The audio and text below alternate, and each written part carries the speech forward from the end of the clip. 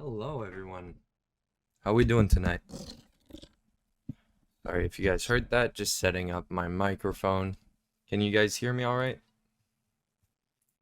I am doing great as well. Thank you. Had a very nice day, right? I did leave a little warning, whichever it was this morning or last night. I don't remember. I didn't go to sleep. Yes, 6 a.m. this morning. I did give you guys a little warning. Whenever Powell speaks in the indices futures, you get one of two things, and its probabilities are pretty much 50-50. You either get a full consolidation of the whole morning session, so just a big fucking range consolidation, as you can see from the emotion. I got stuck a lot. So because of that, I do tend to take it easier. But the other option is as basically just like a Monday. Monday can either run in one direction with barely any retracements or do exactly as I said and consolidate the whole time. So, in this very specific instance, we had a nice morning and also a nice PM move. Personally, I didn't partake in anything that happened in the morning. I was looking at my charts, just didn't find any valuable setup really, just due to the fact that Powell was speaking. I was requiring a little bit more for my charts. But if we start on the daily here, our weekly objectives have been met, right? We've been talking about it the whole week and looking back at it. And if we go to the weekly, I was looking specifically at the weekly fair value gap. We almost got a full fill just today. And if we look at the daily for you guys that want to utilize this time frame more specifically, we hit a few ticks under a few handles, sorry, 7 handles to be exact, under consequent encroachment of our daily fair value gap. So we'll be looking at that as well. We had quite a large London range. Oh, and also fair to note, yes, still at the same area, SMT, but as I said, even though there's currently higher time frame SMT, I was still looking for NASDAQ to hit these objectives. And once these objectives have been hit, I could start looking for shorts, right? This is all stuff we discussed in the weekly outlook, which is available on YouTube. If you guys weren't present, you can go back and look. And more importantly, look at the logic we utilized to come to these conclusions. If I go down now to the 15-minute, why skip all of the other higher time frames and the hourly chart for my entry? Because everything was clear. Where Thursday, I can anticipate a retracement. Our higher time frame objectives have been met. Bullish until we are within this gap, and then bearish otherwise. Also, higher time frame SMT being present gives you higher probability shorts that will go for a wide range. If we go down to the 15-minute now, and let me just plot the sessions, you can see that even at London, we were already super extended for the day. Let me just actually go in replay mode as I always do, just so my indicator levels lines up without me being in historical mode. And actually, I will change some of these settings just so we can see the low and the high of day with the pointed lines. This is 2 degrees power of 3 indicator, by the way, free version in this specific instance. So, as I was saying, overnight, we already had a very large range, right? We look all the way up till 9:30 open, which is right here. We already had a 306 handle range, 1.5%. Definitely a big, big move. And even before London, we had almost a 1% day. So we moved a lot overnight. And when we move a lot overnight, you would anticipate New York to consolidate a lot, to have search and destroy properties. But in this case, it was very different. We had Powell speaking. That is a big game changer in this space. So definitely had a nice downside move as well at the end, but a little bit more on the lower probability.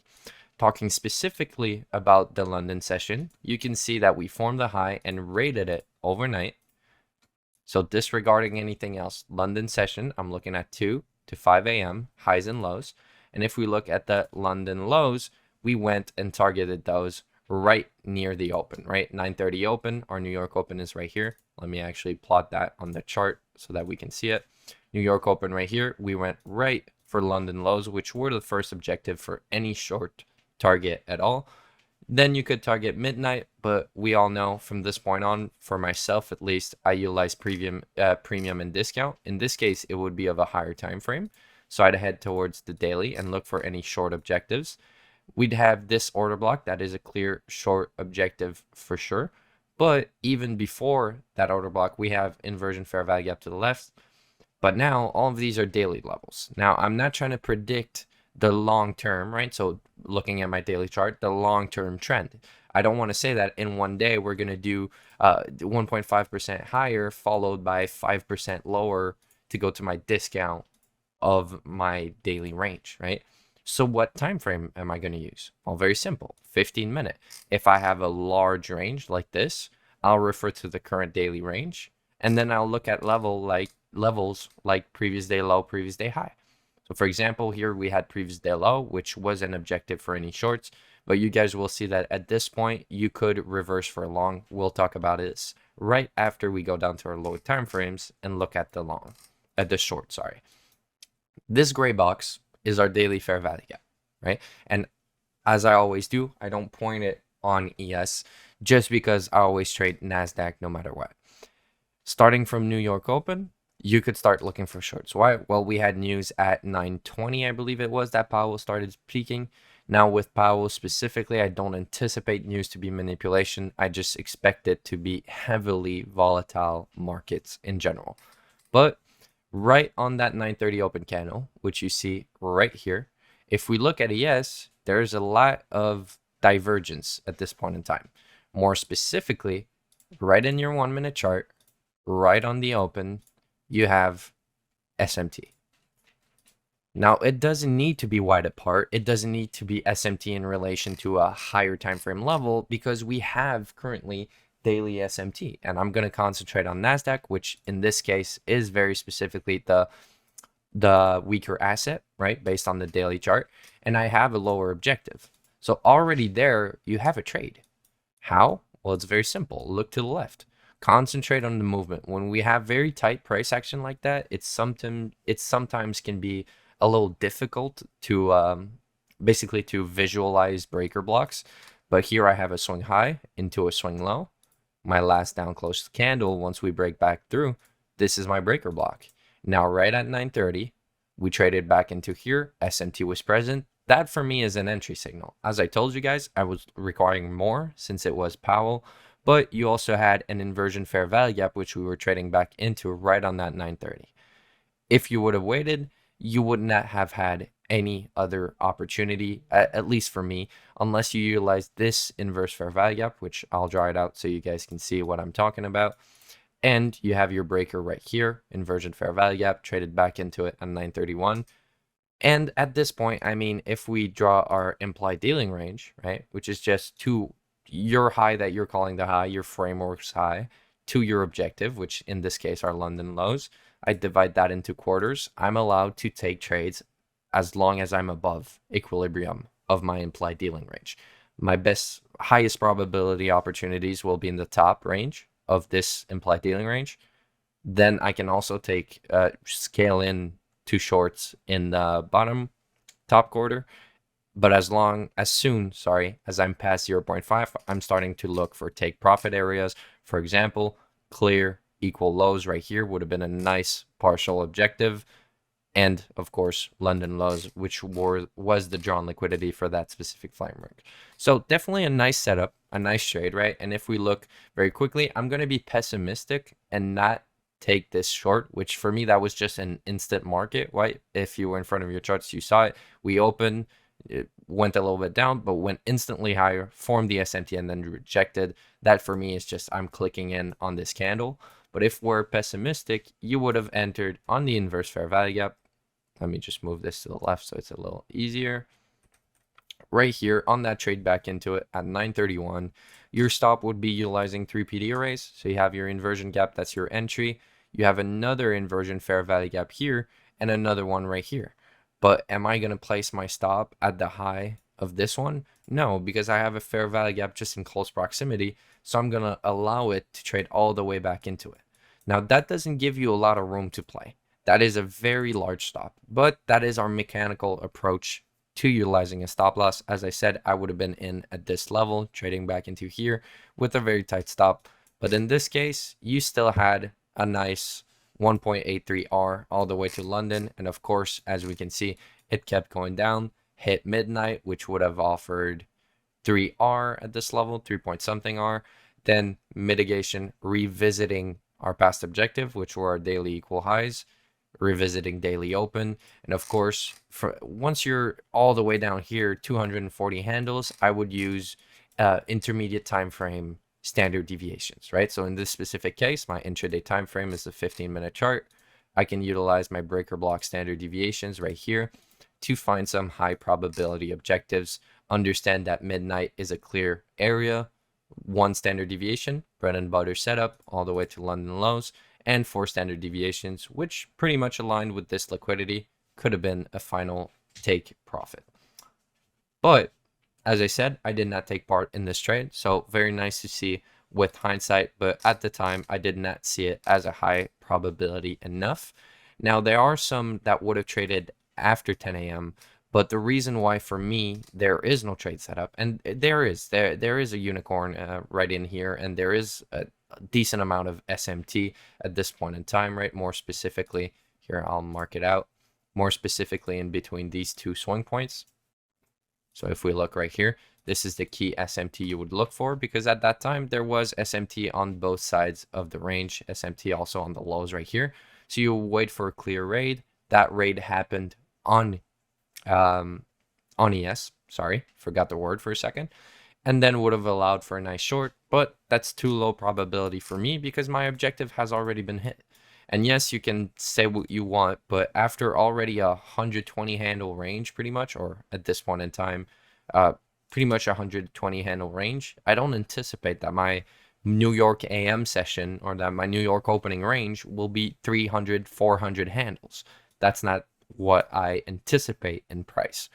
So because of that, that is lower probability in my book, not a trade for my liking. This is just because you missed the previous opportunities.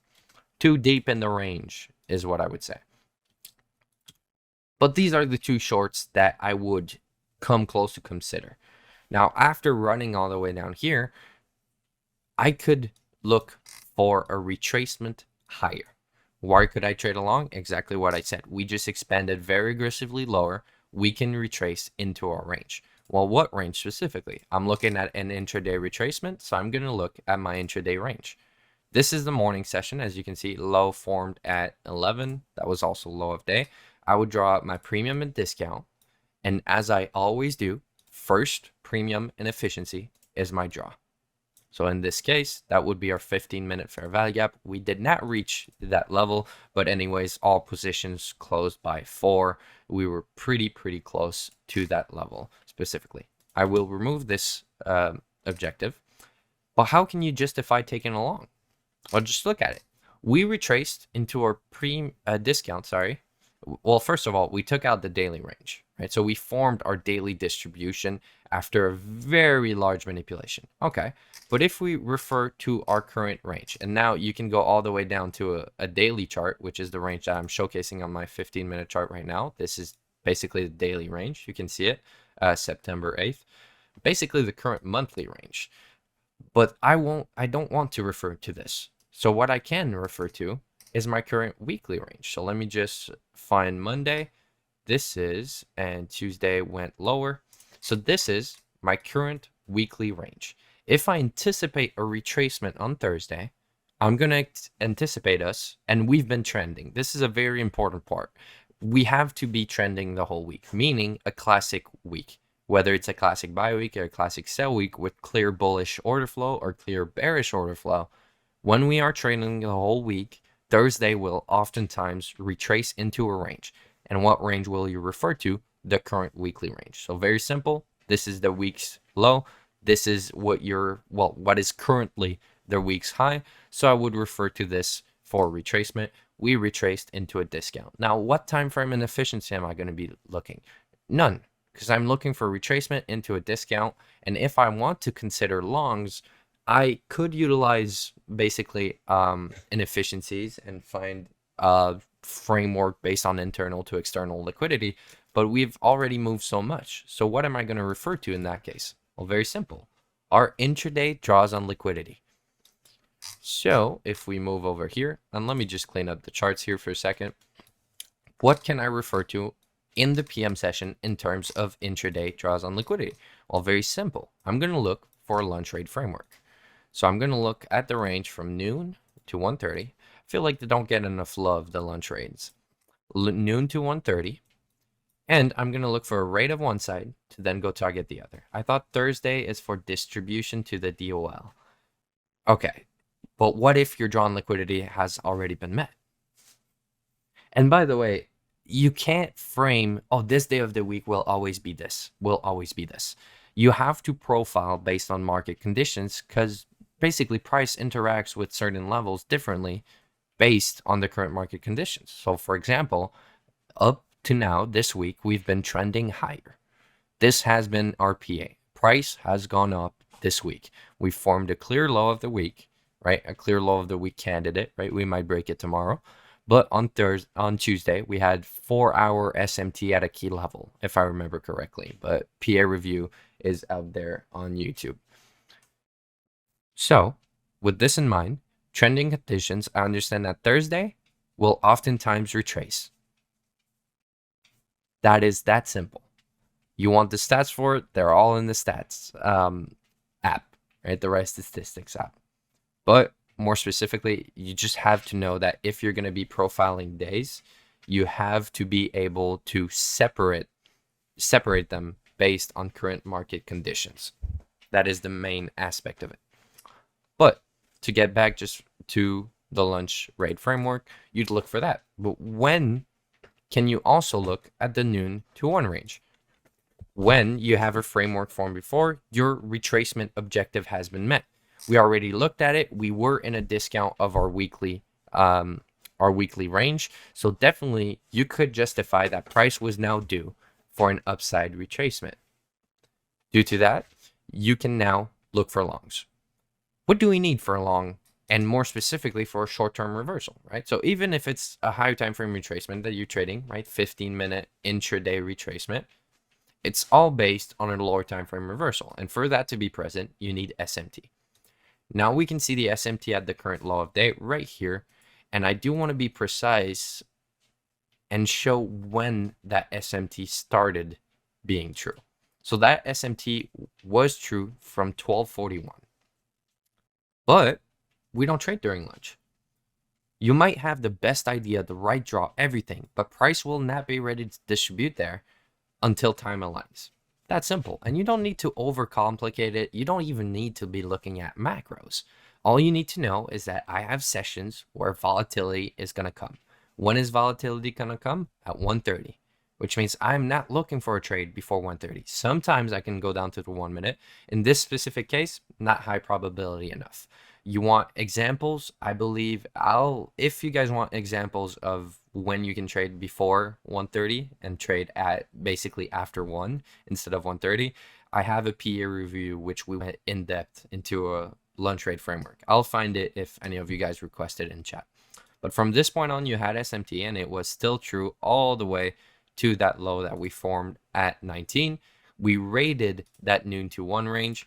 So you'd be looking at higher prices, more specifically with a low-hanging fruit objective at lunch lows.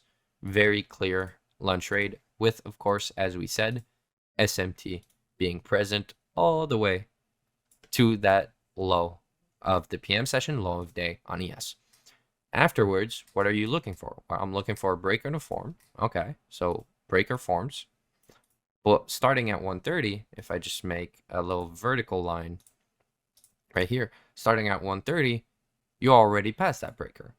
So now I can refer to the breakers to the left. This one, in this very specific case, I just like to refer to the highest one. So for example, this is the highest swing point that it broke for a market structure shift.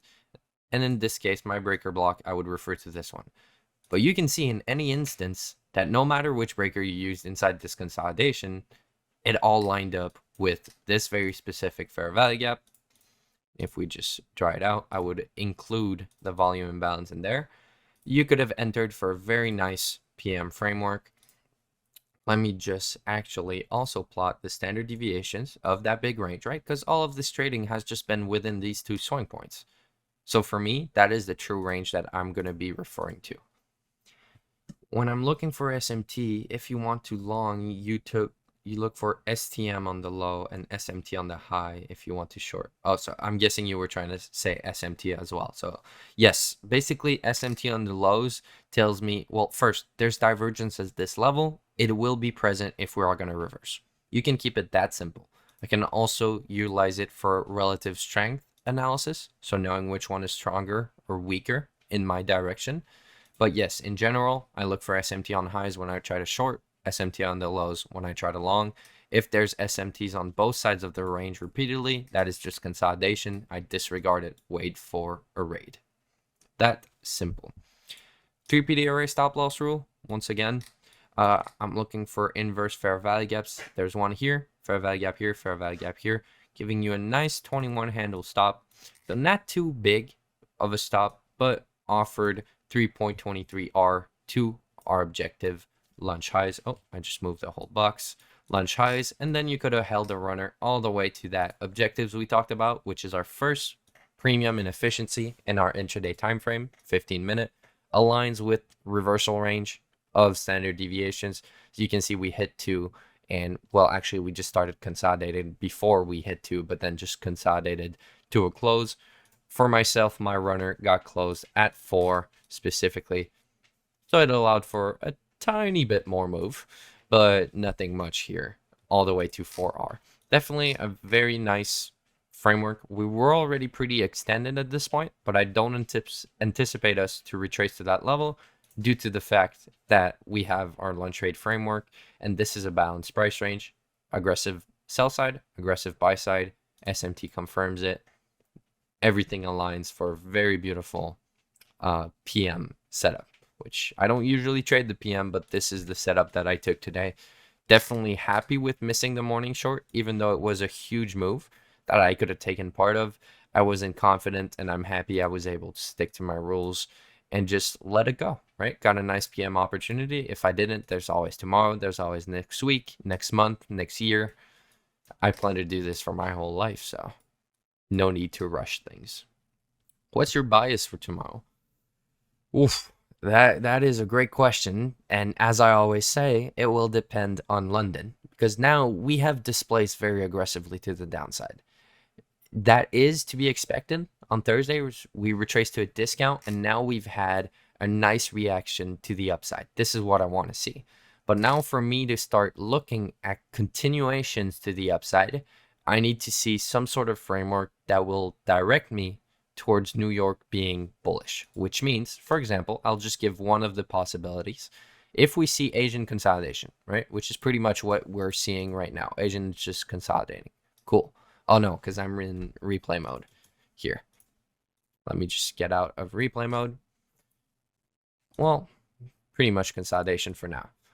Let's just imagine that Asia consolidates, and I see London manipulate lower, respecting this low or disrespecting this low, but with SMT, meaning on one of the assets, it doesn't take out this low. And then we start moving higher, and New York opens right here. Then I can look for some sort of downside move, maybe taking this low, and I can frame with power of 3 that price will be going higher. So for example, you see the daily open right here. Imagine, well, fuck the imagine. Just see this line expanded through. I need to have some sort of framework that tells me, well, through power of 3, that tells me that I can now start going higher. It does make sense with the daily candles formation, and also have a confirmation whether that's through an intraday framework or through a specific signature in time and price like SMT. It's very simple. I'm going to be concentrating on longs. This is what I want to see. But if I see quite the opposite, I see London manipulate higher into this, respecting our previous day's range, then I'm just going to expect a continuation lower, and I'll be trading that short lower. So end of the week like that, very close to the end of the month, right? Where the 26th, tomorrow is going to be the trading for the 27th. Definitely going to be expecting some downside, just because if we look at the monthly candle, let me just go back to a daily chart. If we look at the monthly candle, we already retraced, sure, but we could retrace a lot more to form some sort of doji and then reverse lower, or we could expand higher, keep going here, and then leave the last parts of the week, right? Going into next week's trading to retrace lower before continuing higher or whatnot, right? We'll see in next week's outlook, but definitely a split about tomorrow. I can see upside, I can see downside. I will decide what I'll be trading based on London's PA and daily power of 3. Does that make sense? Awesome. So I always have an objective. I always have a bias, but I am very clear on this in my weekly outlooks. I'm never stuck to that bias or that basically objective, that drawn liquidity. Just because my job is not to be able to predict price, it's to be able to read price. And if I read that price is going to this low and I have a high probability framework, then that's my trade. As long as it aligns, of course, with all my things, I have a lot more rules in place. But if everything aligns telling me that today will be short, I'm not going to try and long just because my draw was long. I'll always need to be trading on side with daily expansion. Hence why I switch up during the week a lot. I'm like, yes, I'm bullish, but I saw that today was going to be a retracement lower. Today, I did not foresee. I was going to wait for specifically Powell speech. Very nice movement to the downside, of course. Quite happy with my piece that I was able to take to the upside. Do we have any questions about both setups that we looked at today or anything else really?